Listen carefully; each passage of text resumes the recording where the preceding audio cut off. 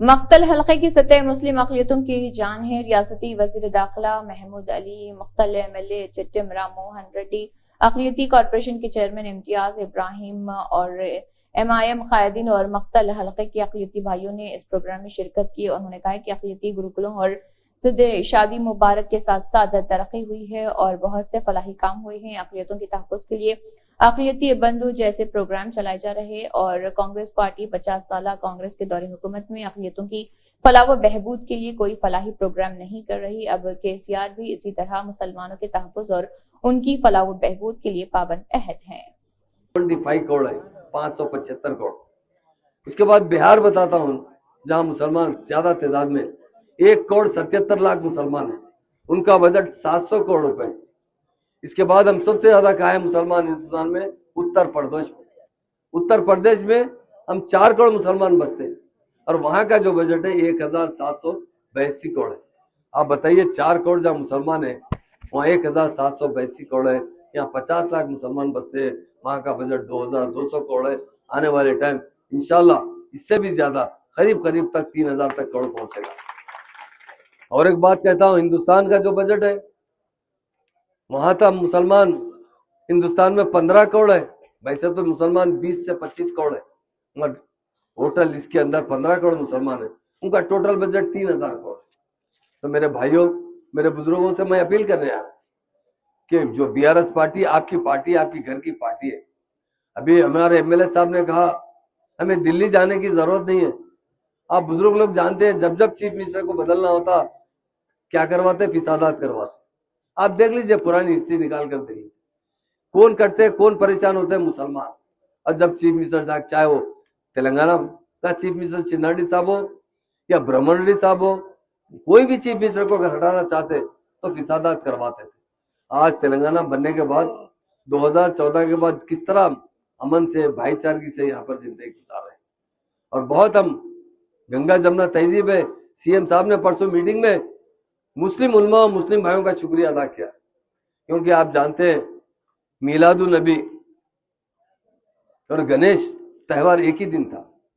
हमने उलमाओं से बात की, उलमाओं ने कहा हम जरूर उस दिन मीलादुन नबी की फातिहा देंगे, मगर इनके जुलूस के 3 दिन के बाद हमारा जुलूस निकालेंगे ताकि दोनों में टकराव ना हो, जिसकी वजह से गंगा जमुना तहजीब मुतासिर ना हो। सीएम साहब ने बड़ी मीटिंग में मुसलमान भाइयों का शुक्रिया अदा किया। हम बहुत शुक्रगुजार हैं हमारे मुस्लिम उलमाओं के, मुस्लिम भाइयों के, जिन्होंने एक बहुत बड़ा हादिसा होने से टालने में बहुत बड़ी मदद की। ये मुसलमानों ने, इस्लाम ने उन्हें यही सिखाया। हम लोग में जो जिस तरह प्यार और मोहब्बत और अखलाक से रहते हैं वो हमारा मजहब सिखाता है। मजहब इस्लाम एक ऐसा मजहब है जिसको केसीआर साहब बहुत अच्छा जानते हैं। केसीआर साहब हमेशा मीटिंगों में कहा करते थे, मेरे घर में एक रूम था, रूम सिर्फ मेरी माँ खोलती थी और खुद कपड़ा पोंछती थी लेकर, वहां पर एक जानिमाज बिछाती थी, एक रेहाल मंगा कर उसमें कुरान रखती थी। जब भी हमारे मुसलमान दोस्त हमारे घर आते तो मेरी माँ खुद वजू करने के लिए वहां पर पानी का इंतजाम करती थी और नमाज पढ़ने के लिए रूम में साफ सफाई करके जानिमाज बिछाती थी। अगर कोई कुरान पढ़ना चाहता तो उसके लिए रेहाल में कुरान रखकर पेश करने वाली मेरी माँ होती थी। ये उनका कल्चर है, उनसे कहाँ कंपेयर कर सकते आप। आप देख लिए, कांग्रेस के अंदर हर आदमी चीफ मिनिस्टर का दावा डाल रहा है। आज 20-25 तो चीफ मिनिस्टर हो चुके हैं, आदमी यही रहता है, मगर कभी भी मुसलमानों की तरक्की के बारे में उन्होंने कभी भी, उनका दिल शुरू से ही वो पहले करने वो पहले जब उनका इब्तिदाई, आप लोग जानते हैं, हम अपने बच्चों को सबसे पहले क्या करते हैं, दीनी तालीम देते हैं। बचपन में एक बार हमारे दिमाग में दीनी तालीम बैठ गई तो हमेशा दीन से लगे हुए रहते हैं। रेवंत रेड्डी कहाँ पैदा शुरू हुए, सियासत जिंदगी उनकी आरएसएस से शुरू हुई। पहले वो आरएसएस में शरीक हुए, कुछ दिन आरएस में रहे 2-4 साल, उसके बाद टीआरएस में शामिल हुए, टीआरएस के बाद तेलुगु देशम में गए, अब आज जाके कांग्रेस के अंदर है। जब तेलुगु देशम पार्टी चंद्रबाबू नायडू जब इलेक्शन आता वो बीजेपी से अलायंस करते थे। एक बार हैदराबाद में ऑफिसर्स में और शादी खाने में आकर चंद्रबाबू नायडू ने तोबा किया था मुसलमानों के सामने कि फिर मैं इसके बाद कभी भी बीजेपी से अलायंस नहीं करूंगा।